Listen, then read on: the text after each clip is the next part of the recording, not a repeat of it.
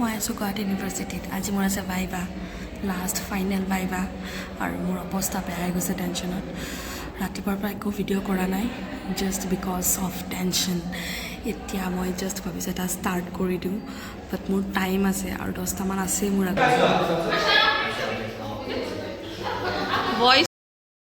viva দি উঠিয়ে প্ৰথমতে কিবা এটা খাবলৈ আহিলোঁ কাৰণ গোটেই দিনটো টেনশ্যনত একো খোৱা নাই সময় পাইছিলোঁ যদিও খাবলৈ একেবাৰে মন যোৱা নাছিলে টেনশ্যনৰ কাৰণে বাকী খাই বৈ লৈ এতিয়া মই ঘৰলৈ বুলি উভতিছোঁ আৰু সদায় ইউনিভাৰ্চিটিৰ পৰা ঘৰলৈ যাওঁতে সদায় মই এই দৃশ্যটো দেখা পাওঁ ইমান বেছি ভাল লাগে ছানছেটৰ সময় তাতে এতিয়া ব্ৰহ্মপুত্ৰ কাৰ্নিভেলো হৈ আহি পেলাই মই অকণমান ৰেষ্ট ল'ব চেষ্টা কৰিছিলোঁ তাতে আকৌ আজি আহি পোৱাৰ লগে লগে দেখিলোঁ বা আহিছিলে বা মানে সঞ্জীৱৰ বা ধিয়াৰ জেঠাইক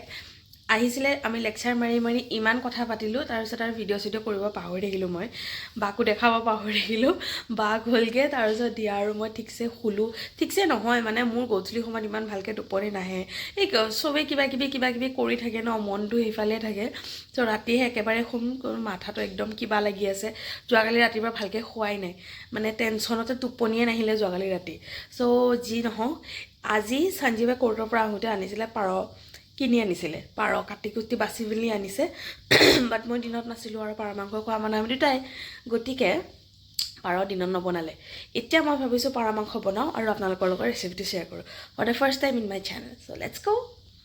এয়া দুটা পাৰৰ মাংস ধুনীয়াকৈ ধুই লৈছোঁ লগতে লৈছোঁ পিঁয়াজ দুটা মিডিয়াম চাইজৰ আদা নহৰু অলপমান লগতে লৈছোঁ জিৰা গোটা ধনিয়া আৰু জালুক অলপ এইখিনি মাংসখিনি প্ৰথমতে মেৰিনেট কৰি ল'ম নিমখ আৰু হালধি দি ধুনীয়াকৈ মেৰিনেট কৰি লৈ আধা ঘণ্টামান থৈ দিম আৰু এইফালে মই বনাই ল'ব লৈছোঁ এটা পেষ্ট জিৰা গোটা ধনিয়া লগতে জালুক আদা নহৰু আৰু পাঁচফোৰণ অলপ দি যিহেতু আজি মই একেবাৰে অসমীয়া ষ্টাইলতে বনাম বুলি ভাবিছোঁ সেইকাৰণে গোটেই মছলাখিনি মই পটাত বটিছোঁ আৰু এইফালে মই কেৰাহী এখনৰ মিঠাতেল গৰম হ'ব দি তাতে দুখিলা তেজপাত দি দিছোঁ তেজপাতখিনি কালাৰ অকণমান চেঞ্জ হ'লে তাতে মই দি দিছোঁ পিঁয়াজখিনি ৰঙচুৱা হোৱালৈকে ভাজি ল'ব লাগিব প্ৰথমতে পিঁয়াজখিনি ৰং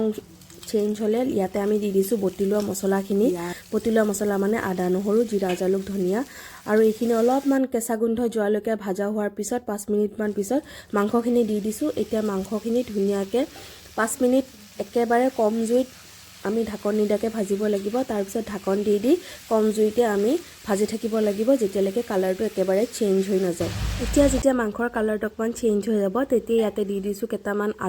আলুখিনি মই প্ৰথমতে কাটি ৰাখিয়ে থৈছিলোঁ আৰু এইখিনি দিয়াৰ পিছত অকণমান টাইম আৰু ভাজিব লাগিব তাৰপিছত ইয়াতে দি দিম পেকেটৰ মিট মছলা মই ইয়াতে বেলেগ পাউডাৰ মছলা বেলেগ একো ব্যৱহাৰ নকৰোঁ সেইবাবে অকণমান মিট মছলাই দিছোঁ আৰু এইখিনি দি পেলাই আৰু এনাডাৰ 10 মিনিটছমান আমি ভাজিব লাগিব যেতিয়া ধুনীয়া এটা কালাৰ চেঞ্জ হৈ আহিব তেতিয়া আমি ইয়াতে দি দিম গৰম পানী আৰু মই মাংসত সদায় গৰম পানীয়ে ব্যৱহাৰ কৰোঁ আপোনালোককো সাজেষ্ট কৰিম গৰম পানীয়ে ব্যৱহাৰ কৰিবলৈ ঠাণ্ডা পানী ব্যৱহাৰ কৰিলে মাংসৰ সোৱাদটো একেবাৰে কমি যায় সেইবাবে মই সদায় গৰম পানীয়ে ব্যৱহাৰ কৰোঁ এইখিনি এতিয়া অকণমান উতলিব দিব লাগিব এইফালে মই ভিজাই ৰাখিছোঁ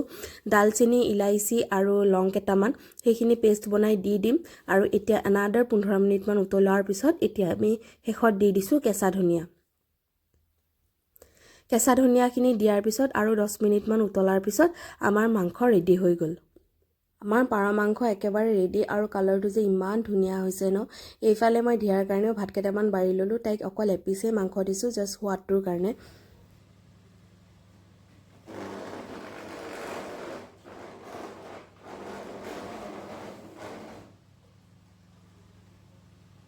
আজি আমাৰ ৰাতিৰ থালিত ভাত পাৰ মাংসৰ জোল লগতে বিলাহী পিঁয়াজ আৰু ধনিয়াৰ অলপ চাটনি লগতে এটা জলকীয়া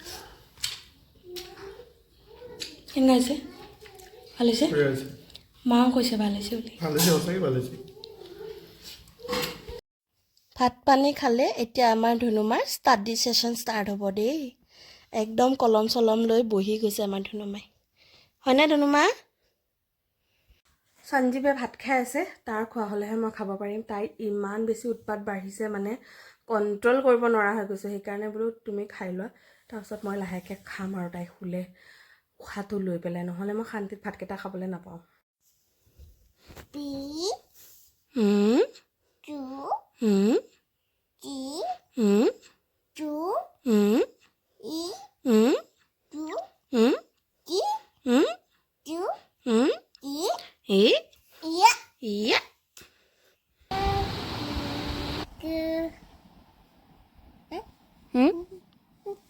দিয়া আঁকা চাৰ্কেল আঁকা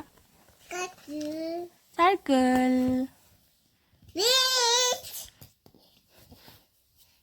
চাৰ্কেল